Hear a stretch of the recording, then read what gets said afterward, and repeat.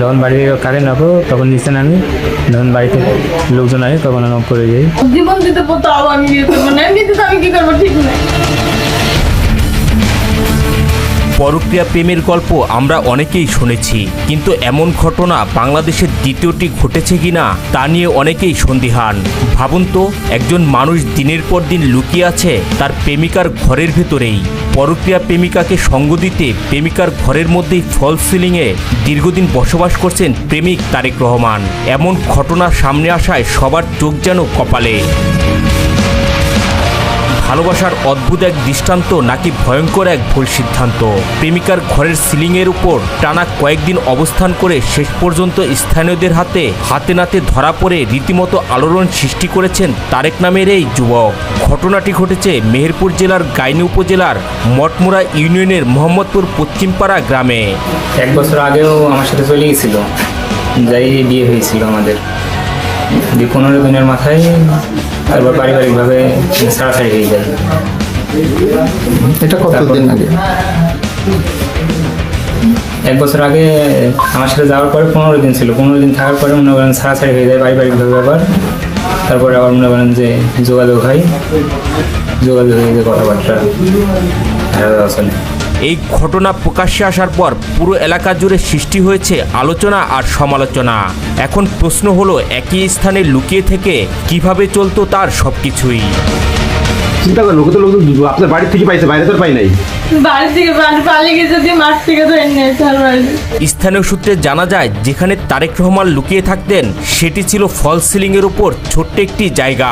অবিশ্বাস্য হলেও সত্য, সেই ছোট্ট জায়গাটিতেই তিনি প্রায় একটি অস্থায়ী বাসস্থানে পরিণত করেছিলেন, যেখানে স্থানীয়রা খুঁজে পায় কাঁথা, বালিশ, খাবারের প্লেট, বিস্কুট, বোতল সহ একজন মানুষের দৈনন্দিন ব্যবহারে যা কিছু প্রয়োজন তার সবকিছুই। ও আমার মেয়ের জীবন নষ্ট করে, তোকে আমি বলছি আমার যা হয়েছে জীবনে শেষ। আমি মানুষের কাছে যাই, দাম পাইনি, কুকুরের সম্মান আমার সম্মান নাই। আমার মেয়ের ভবিষ্যৎ নষ্ট করিস নি, তোর আমি পাথর মেয়ের জীবন নষ্ট করিস নি। আমি দেখতে পাবো বলে চাতালের উপরে আইসে, নিজে থাকলে তো আমি দেখতে পাইতো। স্থানীয়রা বলছে, পরিবারের সবার চোখ ফাঁকি দিয়ে পরক্রিয়া প্রেমিকা সময় মতো খাবার দিয়ে আসতেন। বাড়ি ফাঁকা হলেই ফল সিলিং থেকে নেমে আসতেন কথিত প্রেমিক। এরপর দুজনেই মেটাতেন তাদের শারীরিক চাহিদা। যখন বাড়ি থেকে কারেন্ট রাখো তখন নিচে নামি, যখন বাড়িতে লোকজন আসে তখন আমি করে যাই। উপরে কোন জায়গায়? চাতালের। এখন তো দাবি কি? কিন্তু পরক্রিয়া সেই প্রেমিক যুগলের সুখের জোয়ারে ভাটা পড়ে প্রতিবেশীদের হস্তক্ষেপে। দিনের বেলা শারীরিক সম্পর্কের সময় প্রতিবেশীরা আওয়াজ শুনে তাদেরকে অনুসরণ করে। পরে সবাইকে সাথে নিয়ে ঘরের ভেতর প্রবেশ করে স্থানীয়রা কাউকে না পেয়ে ঘরের ফলস সিলিং এর উপর দেখতে পান পরক্রিয়া প্রেমিক তারেককে।